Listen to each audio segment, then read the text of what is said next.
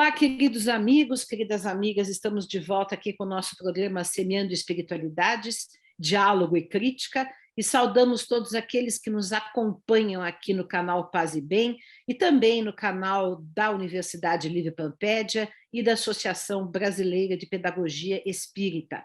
Hoje nós temos uma pessoa muitíssimo especial que tem uma história de vida muito bonita e muito rica, que nós vamos entrevistar aqui, que é a Moema Wieser, que é mestre em ciências sociais, educadora popular, muito envolvida com o movimento de mulheres, ambientalista e escritora. Seja bem-vinda, Moema, tudo bem com você? Tudo bem, muito obrigada. Para mim é realmente uma honra e uma grande alegria de poder estar novamente nesse canal. Muito, muito obrigada. É uma honra para nós, já que você tem uma história de vida belíssima, tem muito a compartilhar conosco. E, aliás, vamos começar com isso, né? Conte um pouco da nossa história, como você chegou a se tornar essa pessoa que participou desse projeto, que nós vamos falar mais adiante, de um livro que saiu o ano passado, né? Foi editado o ano passado, que é Abya Yala, né? E nós vamos falar o que é isso. Mas primeiro conte a sua história para a gente. Resumindo, são 8 décadas, né? Sim, eu tenho 83 anos, eu moro aqui no oeste do Paraná, em Toledo, mais ou menos perto da Foz do Iguaçu, né? Na fronteira entre Brasil e Argentina e Paraguai. Nasci em Caxias do Sul, né? Sou descendente de italianos. Minha bisavó veio da Itália no momento que havia muito problema, muita epidemia, muita pobreza no campo e recomeçaram completamente aqui como imigrantes no Sul. E em 48 minha família veio para cá e bom, eu fui normalista, né? Era o must para as meninas naquele tempo, né? Minha mãe também foi obrigada a fazer. Ela queria fazer faculdade, não pôde. Então, e depois fiz faculdade, mas fiz faculdade de música, né? Por conta de muitas coisas que foram acontecendo. Antes eu participei de uma comunidade religiosa, né? Que estava em 14 países e ajudei muito quando teve o processo todo do adornamento, né? No contexto do Concílio Vaticano II. E quando eu voltei, porque eu fiquei um bom tempo lá na Europa por conta desse trabalho, eu tive a oportunidade de trabalhar no Nordeste e a chance de estar com grupos ligados, né, a Dom Helder Câmara e também Paulo Freire. Então, aprendi muito e foi aí que me tornei uma educadora popular, trabalhando principalmente, né, com comunidades de base, né, que tinham toda essa inspiração da teologia da libertação. E, bom, mas aí era lá nos anos 60, e depois dos 64, né? E nós trabalhávamos com comunidades ali do interior de Bahia, Pernambuco e Maranhão. E por conta do trabalho que nós fazíamos e tentávamos, né, manter esse espírito do que tinha sido o movimento de educação de base, né, me catalogaram como informante internacional de Paulo Freire. Não sei como a polícia chegou a essa honra que me deram até, né? Só sei que não tinha nada a ver, mas nós trabalhávamos muito com grupos populares, né? E aí eu tive... Foi considerada subversiva. Foi.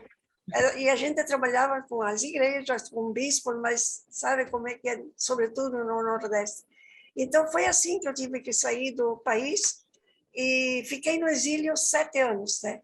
Eu sempre digo que qualquer moeda tem 2 faces, né? Então o exílio foi difícil para mim, né?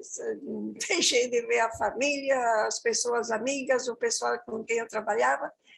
Mas, ao mesmo tempo, o exílio, para mim, foi um momento muito forte também, de muita riqueza, né?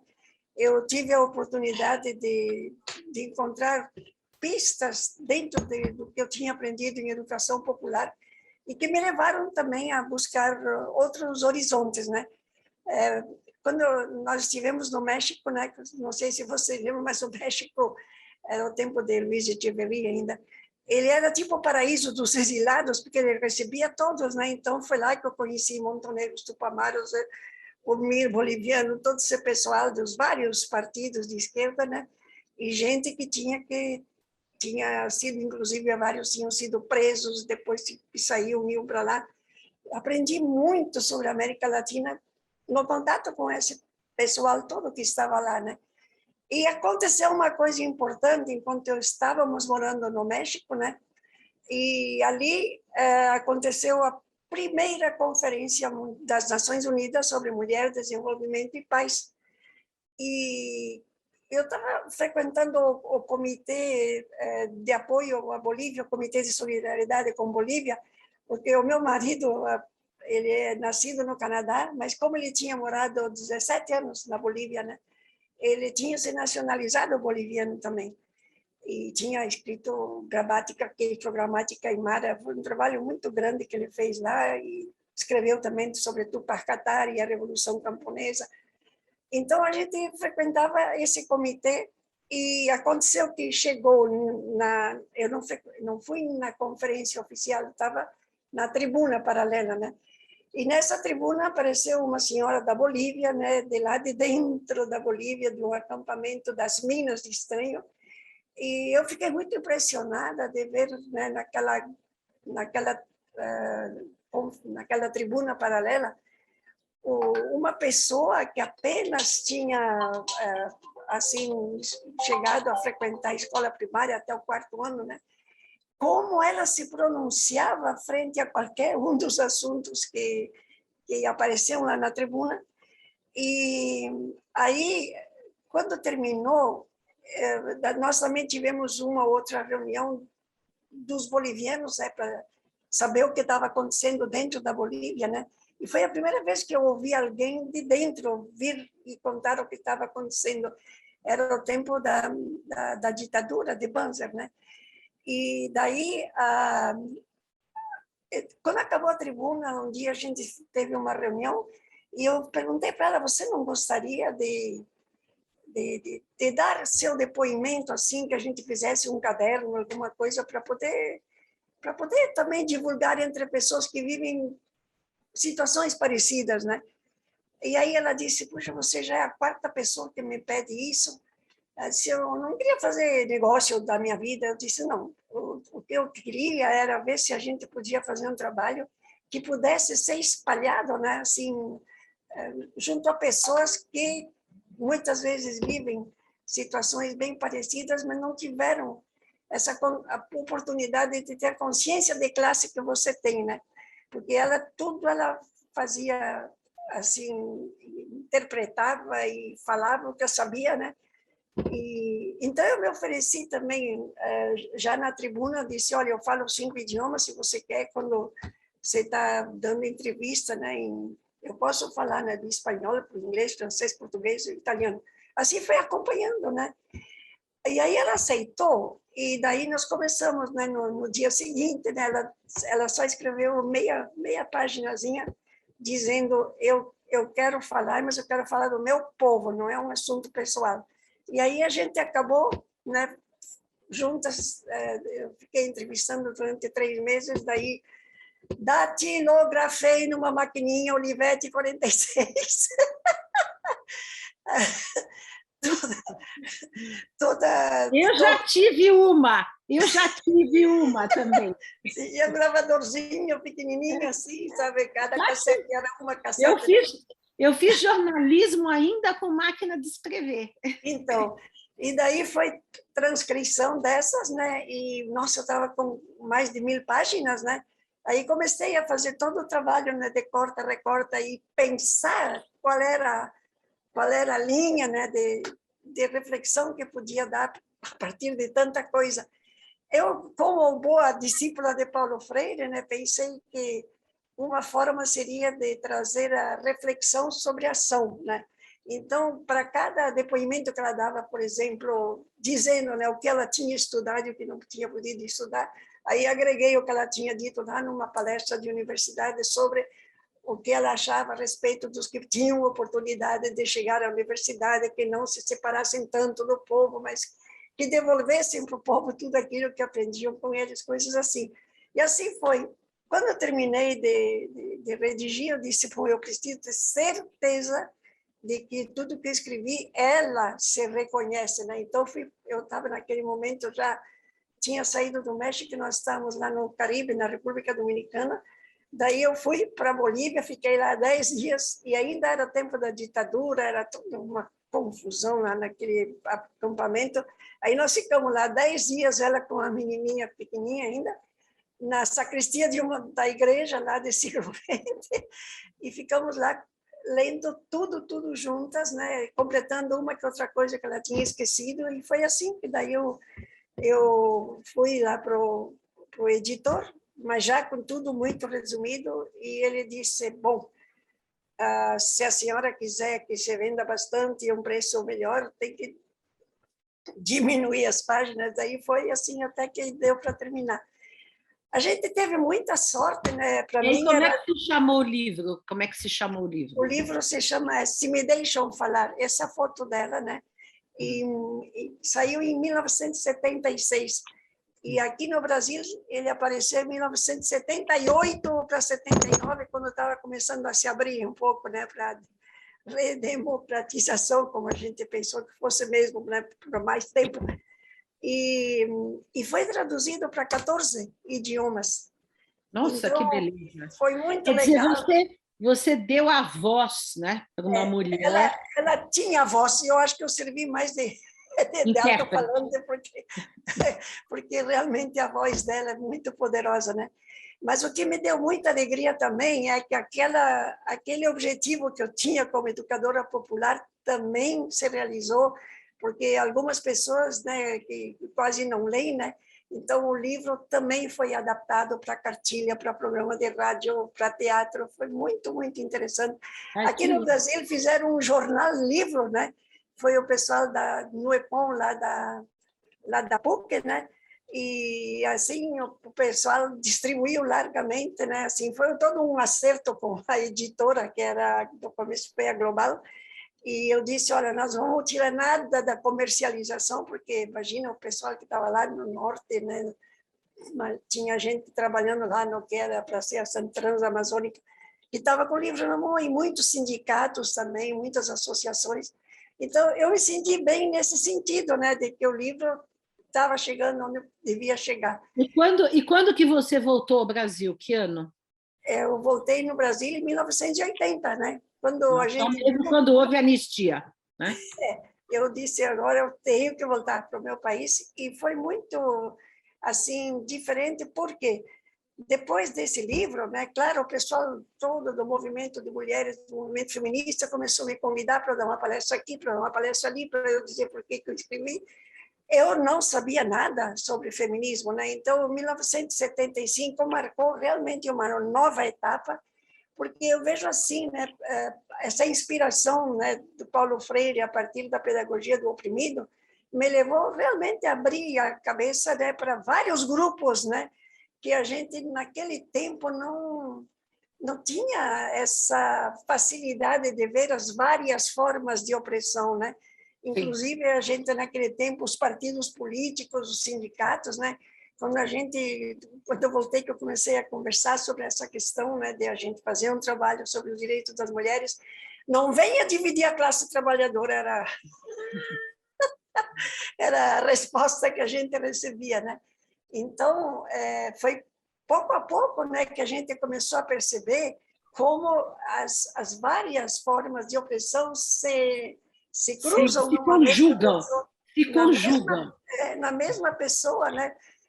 Se é negra, então é a questão da negritude, da classe social, da questão de gênero, e é tudo isso que a gente tem que aprender a trabalhar juntos, né? Se é uma pessoa muito jovem, se é uma pessoa já idosa, né? Hoje em dia a gente já evoluiu bastante, né? Apesar de hoje, né? Se a gente vai pensar nas políticas públicas nacionais, está tudo... Nossa. Eu acho que não está enterrado, viu? Está só... Mas vai ter que voltar. Não, vai ter que voltar. A gente não pode perder a esperança, né? Não pode perder a esperança. Mas então, quando eu voltei para o Brasil, daí eu fiquei com muita vontade de continuar esse trabalho de educação popular, mas a partir da questão das mulheres, né? E comecei, né, foi uma coisa que idealizei, comecei a Rede Mulher de Educação, e nós fizemos muito trabalho de educação popular. O primeiro onde eu estava, né, morando nas periferias de São Paulo, principalmente na Zona Leste e na Zona Sul, e depois também com mulheres trabalhadoras rurais, né? Foi assim uma coisa que foi se espalhando. Mas eu acho assim, foi até um privilégio, né? Numa dessas oficinas de educação popular e movimento de mulheres que nós fizemos, coincidiu com o começo da Assembleia Nacional Constituinte, e as mulheres, no final da oficina, disseram: mas a gente também quer participar na Constituição, né? Então, aí nós decidimos de sermos como uma espécie de um canal de intercâmbio, né? E recebíamos por correio, escrito à mão, várias intervenções, mandávamos também, não tinha nada assim desses instrumentos de agora, né? E era muito interessante, e quem morava em São Paulo nos chamava do telefone comunitário na calçada, na rua, e eu acho tão lindo que foi esse processo, sabe, porque, sei lá, tinha uma coisa tão forte que parece que nós não estamos tendo, que precisaria de dose dupla nesse momento tão triste que a gente está vivendo, né? Nossa, mas nós temos que nos encher de forças para começar de novo um processo de reconstrução. Dar a volta por cima, né? Porque é uma coisa, também a Constituição, a Assembleia Constituinte veio depois de um período bem difícil, né? Então, a gente não pode deixar, como dizia Paulo Freire, né? Não pode deixar de esperançar, né? Sim, esperar fazendo o que se pode para que a gente possa retomar o caminho, retomar a trilha e reinventar, né, o que é preciso, porque depois dessa pandemia, muita coisa que a gente sabia já também não vale mais. Tem que ser reinventado, né? Sem dúvida. Então, foi assim. E agora nós temos um problema, entre tantos problemas urgentes, urgentíssimos que nós temos, que são inúmeros, né?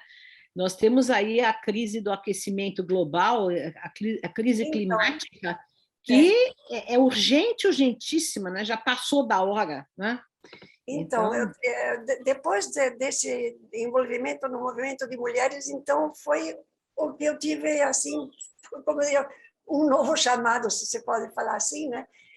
E comecei a trabalhar bastante, militar bastante no movimento ambientalista, mas a partir da educação popular. E foi uma coisa muito linda o que aconteceu na Rio 92, que a gente conseguiu juntar, né, o movimento de educação popular com o movimento ambientalista, inclusive junto com a Carta da Terra, né, eu tive muito envolvida no Tratado de Educação Ambiental para Sociedades Sustentáveis e Responsabilidade Global. E foi uma coisa muito linda, porque nós conseguimos fazer um trabalho de pesquisa participante, né, com gente de 9 regiões do mundo, né, que além dos 5 continentes, tinha o Caribe, tinha o Pacífico, a região árabe, e a gente fez a mesma coisa que fez na Constituinte, né, de tudo que nós recebemos em vários idiomas, a gente, até alguns que tinha que buscar amigos que sabiam falar árabe, por exemplo, né, russo, a gente não chegava na nossa equipe até ali. Mas teve uma senhora lá de uma universidade de Madrid que disse: esse tratado foi um divisor de águas na educação ambiental, porque tinha muito isso, né? Quem era popular, social e quem era ambientalista. E a gente percebeu que tudo que nós temos são problemas socioambientais, né? E tudo isso tem nos levado a progredir bastante, né? Mas agora, com a situação que a gente está vivendo, a gente percebe que demora muito para botar em prática aquilo que já se sabe, né? Porque quando a gente começa a ler o que a gente já tem, parece que tudo já foi dito, só falta aquela decisão, vamos fazer o que precisa, né? E nesse ponto... Se você pensar em termos, por exemplo, da mensagem de Jesus, né, faz 2000 anos Que se a gente tivesse ouvido essa mensagem, o mundo já estaria bem melhor, e a gente não segue. Aliás, em nome dele, se faz tudo ao contrário. Ao contrário, exatamente, né? É, Então, agora, essa questão das mudanças climáticas, né, está assim no topo, e a gente sabe, né, que dentro do sistema capitalista, do jeito que está hoje, né, com esse comando das corporações até sobre os Estados-nação, esse comando das corporações até sobre as Nações Unidas, né, é isso que tem que mudar, porque senão não vai mudar, né? não E vai. a gente, pela primeira vez, fica claro também que não dá mais para estar falando só da, da, da eliminação das espécies animais e vegetais. A nossa espécie também já está para acabar, se a gente não mudar, né? Então, eu acho que isso, assim, é uma coisa que eu diria. Eu estou fazendo o que eu posso com grupos que conheço, né? Tem muitos Todos grupos. nós, né? A gente faz o que pode. Que, Mas mas eu se digo sente assim, impotente, mas se sente impotente, né? e também eu digo, tem as limitações também que a idade traz, a aposentadoria traz, né? Então a gente vai militando como pode nesse tempo de pandemia, né? Muito através disso que nós estamos fazendo, né? Se ajudando, se divulgando tudo que é bom, né? E que é possível. E também eu assim tenho feito bastante coisa para apoiar as novas gerações que vão ter que enfrentar coisas até mais difíceis, eu acho, em certo sentido, do que a gente teve enfrentando até agora, né? Então, nesse sentido, também participo de algumas redes globais, né? Uma delas que é ligada à Rede Ecumênica da Água, que é do Conselho Mundial de Igrejas. Aqui no Brasil, a gente tem a Rede Ecumênica da Água Brasil, a REDA, né? E a gente está agora, assim, começando um trabalho que a gente quer que tenha algum significado, né? No próximo Fórum Mundial da Água, que vai acontecer no Senegal, em Dakar, em abril, né? Mas, ao mesmo tempo, a gente não quer que seja mais um documento, né? Então, tem toda uma vontade de fazer esse trabalho com a participação de comunidades, né? E a outra iniciativa na qual eu também estou envolvida se chama Multiconvergência de Redes Globais, porque tem muitas redes globais, mas parece que a gente chegou num momento em que quem está numa rede global da segurança alimentar, por exemplo, ou relacionada com a questão da água, ou relacionada com a questão das mudanças climáticas, a gente vai precisar de se encontrar num grande movimento da sociedade civil que seja realmente uma manifestação global, né, da sociedade civil, que sabe que um outro mundo é possível, né? E já a gente precisa interagir entre os vários movimentos, né? Muito bom. E a última coisa que eu fiz, então, também dentro desse momento agora que eu expliquei para vocês, né? Depois eu escrevi várias coisas assim, fiz muito kit pedagógico, sabe, com vídeos, áudios, cartilhas, assim, está tudo espalhado, né? Mas assim, tive a oportunidade de participar tanto na questão do movimento de mulheres de gênero, né, como também na questão ambiental, também em políticas públicas. Eu adorava dizer, alinhando-nos às políticas públicas. Então, hoje não dá mais. Agora a gente tem que falar contrariando as políticas públicas. Exatamente. Então, assim, nesses últimos anos, né, foi uma iniciativa de meu marido, Marcelo Brondin. Ele foi dar uma palestra, eu acho que era sobre Bolívia, e ele lendo alguns livros, né, teve um onde tinha essa afirmação, acho que era de David Stannard, né, um americano que há mais de 20 anos estuda a questão indígena nas Américas, né, e ele disse, né, que estava perto de 90 milhões de índios que tinham sido exterminados. E o Marcelo disse, não pode acontecer, não pode ser. Aí começou a pesquisar, né? E de repente nós tínhamos um arquivo inteiro cheio de tudo que ele foi encontrando, né? Em tudo que era lugar. E ele disse, não, nós temos que dizer alguma coisa, nós temos que fazer. E começou, né, a trabalhar sobre o genocídio. como ele é antropólogo, doutor em antropologia social, né, ele tinha vários livros, e como nós vivemos em vários lugares da América, né, lá no Caribe, a gente esteve na República Dominicana e no Haiti, lá no México, ele tinha vivido na Bolívia, nós estamos no Brasil, ele é do norte do Canadá. A gente escolheu essas 5 regiões para aprofundar um pouco mais, né? E ele tinha livros, então, tudo isso desses vários lugares, nós tínhamos bibliografia, né?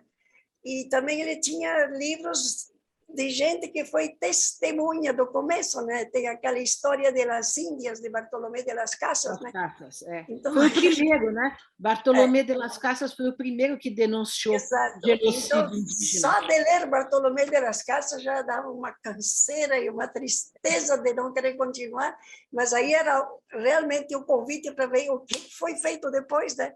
Então, do Caribe... Foi muito pior. Depois do que foi feito, depois foi muito pior ainda. Sim, porque era muito mais gente também, né? Então, do Caribe foi para o México e América Central, do México para os Andes. Como era muito, nós pegamos só 3 países, que hoje está tudo em países, né? Andes centrais, que é o Equador, a Bolívia e Peru. Aí depois o Brasil, né? Onde o genocídio não acabou, e os Estados Unidos, que foi a pior, porque inclusive se diz, está no livro isso também, se diz muito, né, de que Hitler se inspirou do que foi o extermínio nos Estados Unidos para o que ele fez com o nazismo, né? Então ficamos nisso durante 4 anos. E aí vocês publicaram esse livro que eu já li ontem, não li inteiro ainda, mas que me deixou mal, eu passei mal ontem de ler, porque realmente é tão triste, né?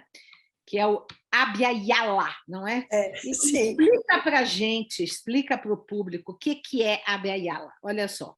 Então, Abya Yala é um grande sinal de esperança, nesse sentido do esperançar do Paulo Freire, porque a Abya Yala é exatamente assim, o que emerge depois de tudo isso que está aqui, né? Depois do genocídio, no caso dessas 5 regiões, de mais de 70 milhões. Olha que qualquer pessoa, né, minimamente informada, quando fala em genocídio, já lembra o Holocausto dos judeus. Que foi 6 milhões. 6 milhões. Claro que a gente não quer nem 1 milhão, nem nada de genocídio, né? Mas para dizer, mas como é possível que 70 milhões não se saiba o que aconteceu, né? E daí, mas dentro de tudo isso, como foi a resistência, né? Porque é muito forte isso, né? Os espanhóis, né, os portugueses, os ingleses tinham outro tipo de armas muito mais fortes, né? Tanto assim que muitos indígenas, né, que não tinham esse espírito guerreiro, inclusive entrevistei uma vez um que está lá em São Gabriel da Cachoeira. Ele disse: bom, nossos pais, eles decidiram de ir fugindo. Eles eram lá onde é hoje o Rio de Janeiro. Isso a gente sabe pela história que nos contam. Aí eles iam fugindo, mas eles fugiam e os outros iam atrás. Aí eles fugiam de novo, até ficar em São Miguel da Cachoeira. É um negócio forte isso, né? Então, muitos assim decidiam pela fuga, outros se defendiam como podiam, com lanças, coisas assim, né? E outros resistindo, sobretudo às guerras lá nos Estados Unidos. Então, foi um extermínio, assim, do Atlântico ao Pacífico, né? Porque era para arrasar mesmo, né? Então... Não, e outros que eu também vi no livro, que isso eu não sabia, né? Alguns grupos se suicidavam, né, coletivamente. Também, porque o Bartolomé de las Casas já contou isso, né? As mulheres ficavam tão assustadas de ver, né, que elas iam ser estupradas e os filhos iam ser mortos, né? Tem coisas tão incríveis. Eu lembro que tem até um depoimento de uma pessoa que viveu, que trabalhou com indígenas daqui do Brasil, né? Que disse que uma vez um dos bandeirantes perguntou: você não tem algum índio para eu dar de comer para o meu cachorro? É louco, sabe? É uma coisa tão louca que a gente pode dizer, não está inventada, não está escrita nos anais, né? Então, essa resistência dos indígenas é algo realmente muito incrível, porque também a matança não se dava só assim na base da espada, né? Era a questão da fogueira, teve muitas epidemias provocadas também, né? Então, muitos morreram assim, né? Em vários lugares foi igual. E alguns países, né, como no México e na Bolívia, teve muito problema de escravidão nas minas. Eu digo assim, um dos livros que trata com mais força desse assunto da escravidão através da mineração é o livro de Eduardo Galeano, né, As Veias Abertas da América Latina. Um clássico, né? Até, né? O Ailton Krenak, que nos deu a honra de fazer o prefácio do nosso livro, né, ele compara, né, em algumas coisas esse nosso trabalho com esse do Eduardo Galeano, né? Com a diferença de que a gente pegou todo o continente, né? Sim. Então, foram... Agora, o triste de tudo isso, o mais triste de tudo isso, é que no Brasil nós continuamos o extermínio dos indígenas agora, no século XXI, em 2021, né? Nós continuamos. Exatamente, né? É uma coisa assim...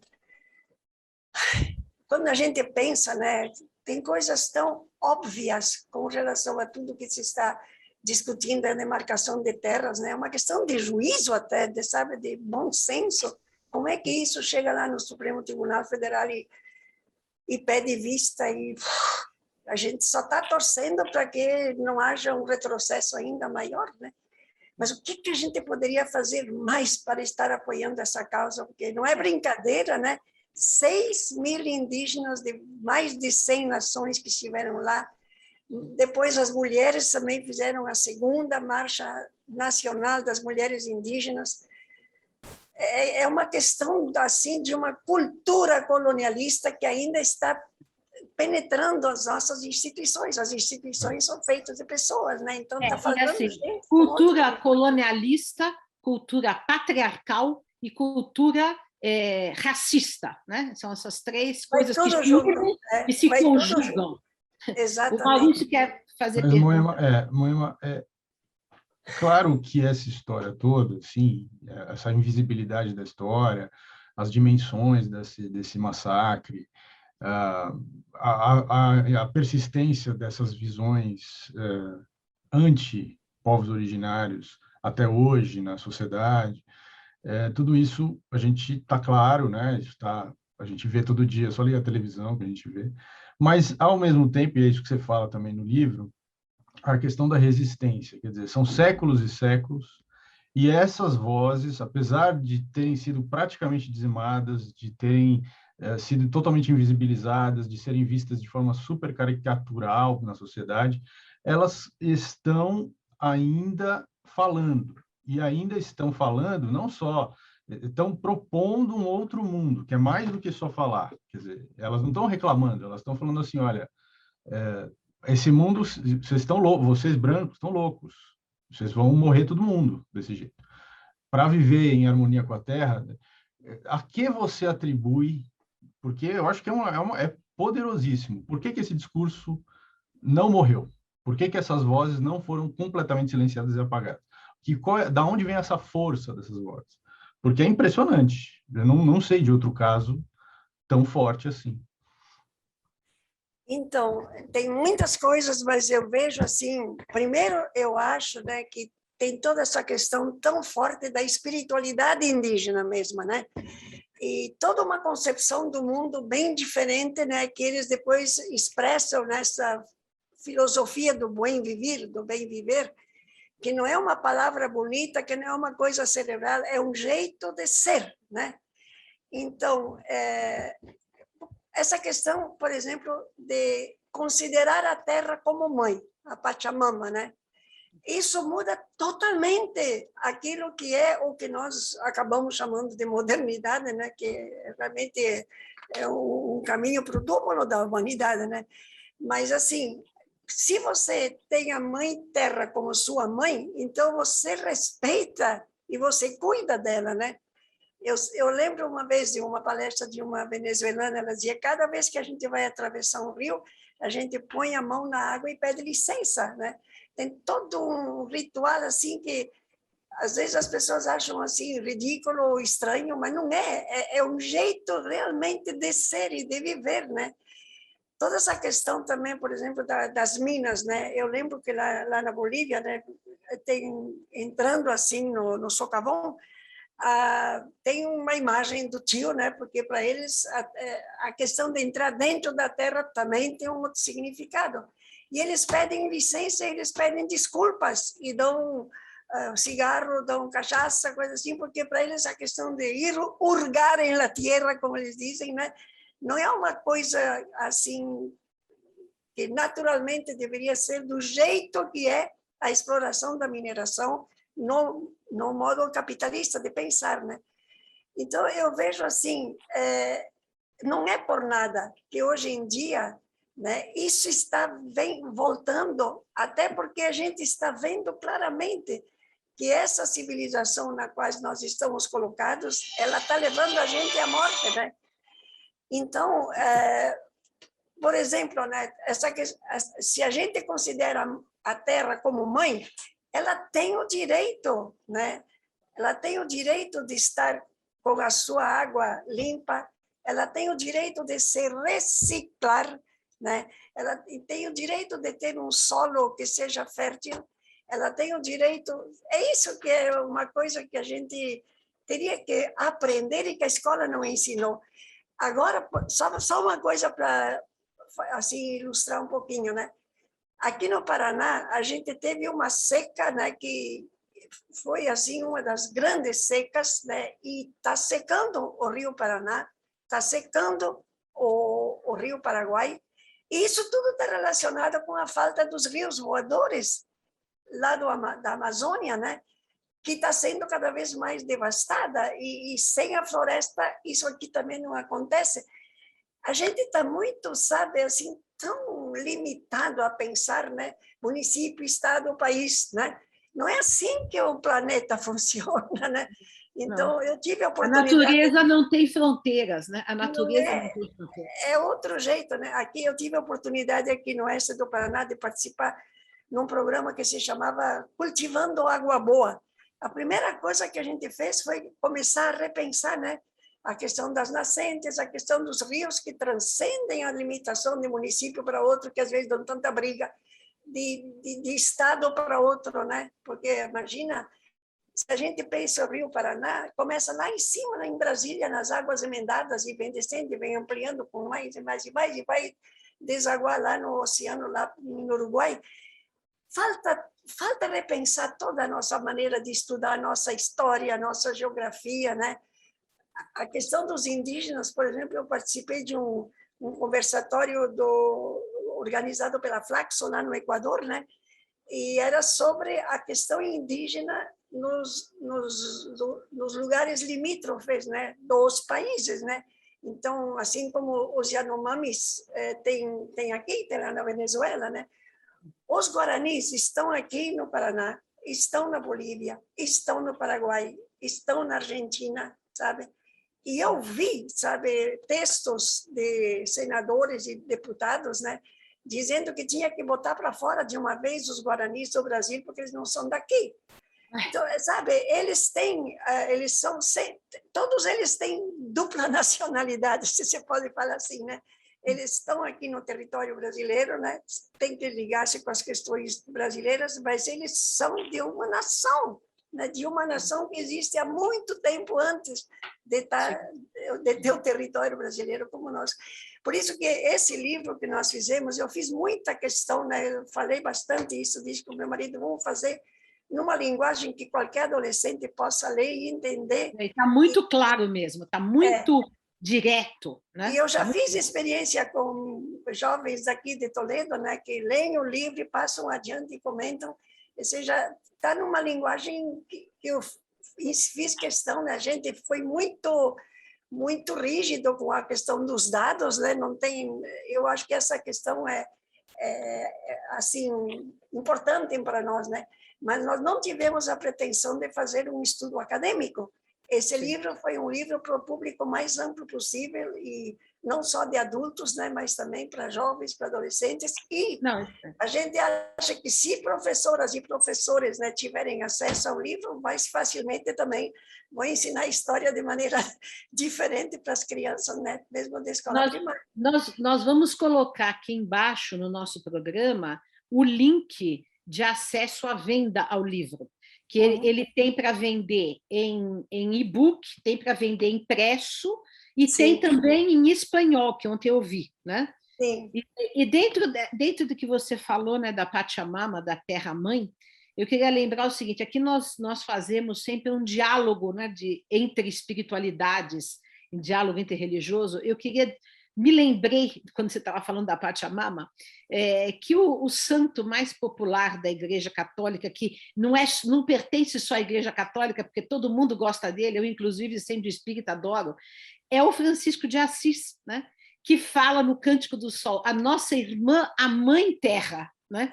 Aliás, o Cântico do Sol é essa integração com toda a natureza. Né? Sim, ao mesmo tempo, nós temos também os budistas, Buda, que prega a compaixão por todos os seres. Né? Exatamente. Cientes e inconscientes. Então, veja, quando a gente dialoga nessa altura da espiritualidade verdadeira, né?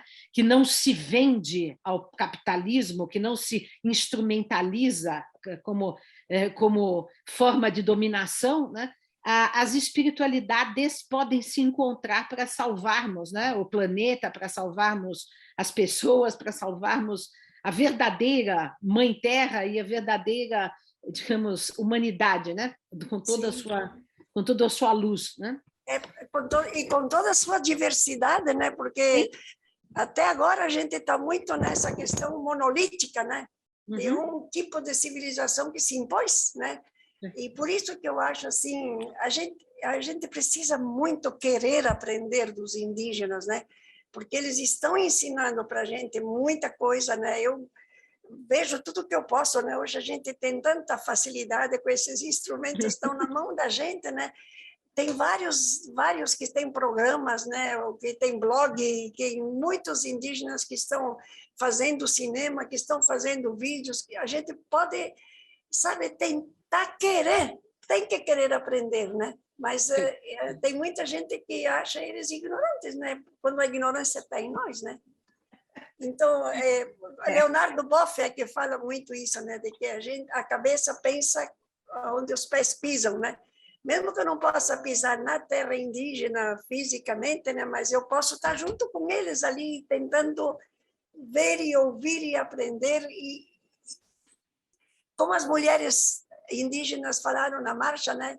Eles disseram que nós temos que reflorestar as nossas mentes, né? E eu acho que isso aqui fica muito ligado àquilo que essa grande líder mundial ecologista, Vandana Shiva, fala, né? Quando ela diz, temos que parar de pensar, né, com a monocultura das mentes, né, que esta é a nossa civilização, é essa, né, da monocultura das mentes, que levou a essa coisa tão grande da monocultura no solo, através da soja, do trigo, e, né, a monocultura também que se reflete na questão da mineração, e tudo isso vai junto com a opressão das pessoas, afasta os ribeirinhos de onde moram, afasta os indígenas de onde estão. E outro dia eu estava lendo, né, diz que tem muita terra para pouco índio, né? Por que não dizem é muita terra para um fazendeiro? Exato. Porque, né, o rei da soja diz, né, não, mas eu dou trabalho para 80 trabalhadores, né? Num lugar onde podiam estar 8.000 pessoas. Exato, né? Plantando, comendo e até distribuindo. Dá trabalho não, explora 80 trabalhadores. Exatamente, né? Porque eu acompanhei um reassentamento, né? O que era terreno de uma pessoa, deu lugar para 1.000 famílias, né? Então, tantos lugares assim, e as pessoas podem produzir, podem se alimentar, e tem, como fizeram muito os do Movimento Sem Terra, né? Que é um movimento fantástico, né? E toneladas e toneladas de alimento que eles puderam doar para as cidades, né? Agora nessa pandemia, são um exemplo do que pode ser a agricultura familiar agroecológica, né? Ai, gente, tem tanta coisa boa que a gente Tanta coisa. de uma vez adotar como política pública. Porque tem muita coisa que a sociedade civil está fazendo, mas a gente tem também... Agora, e também tem o seguinte, né? O caso, por exemplo, da Bolívia, né? Que um indígena subiu ao poder e foi tirado pelo imperialismo, né? Americano, é isso que é, né? Agora vamos ver, né? Como é que vai lá. Moema, nós estamos chegando... Eles voltaram, né? Eu sei. Mas por quê, Estou né? acompanhando. Para eles, isso aqui foi a realização do sonho de um índio que foi esquartejado, né? Que foi Tupac Katari, e ele disse: vocês me matam hoje, mas eu voltarei e serei milhões. Então, a gente tem na Bolívia ali um sinal de uma coisa que dá para esperançar. E eu fiquei muito feliz quando eu vi que depois de um ano eles conseguiram voltar para a proposta, né? E a eu Agnes acompanhei tudo, fiquei muito emocionada. Moema, nós estamos quase chegando no final do nosso tempo, passou tão rápido. Eu gostaria de, em sua homenagem, ler uma poesia que eu fiz ontem à noite, inspirada no seu livro, Abya Yala, né? Então, e depois você faz as considerações finais e a gente termina, tá? Sangue tanto derramado no solo devastado das Américas, Abya Yala, que transmutada embora não se cala e na penumbra da história ainda chora. Histórias em silêncio que clamam e reclamam e se proclamam, rumores do passado e do presente. Ergue-te, Pachamama, com teu amor candente, como mulher e gente, divindade potente, terra firme e céu vertente. Perdoa o homem branco que te feriu e te fere ainda o flanco, como fera enseguecida, como predador da vida. Perdoa, mas não te rendas. Perdoa, mas não dependas. Não te canses, não te vendas. Há tanto já que resistes em dias cálidos e tristes. Reconta esta tua história indígena, nativa, acorda a memória altiva e dá-nos rumo e nobreza, unos que somos, a mãe terra, a natureza, irmãos e irmãs que nos propomos na diversa riqueza. Pelas crianças canadenses enterradas, as brasileiras esfomeadas, pelos astecas dizimados, aos guaranis acuados, pelas florestas queimadas, aos rios enlameados, por todo o sangue caído, por todo o povo traído, que haja perdão e resgate, mas resistência e combate na superação da história, numa secular vitória de vida em profusão, de paz verde neste chão.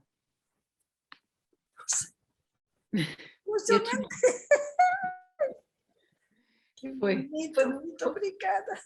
Foi muito sentido. Eu te mando. Sim, nossa, muito, muito legal. Eu acho assim, aquilo que você colocou, né? Perdoa, mas não te se dobra, né?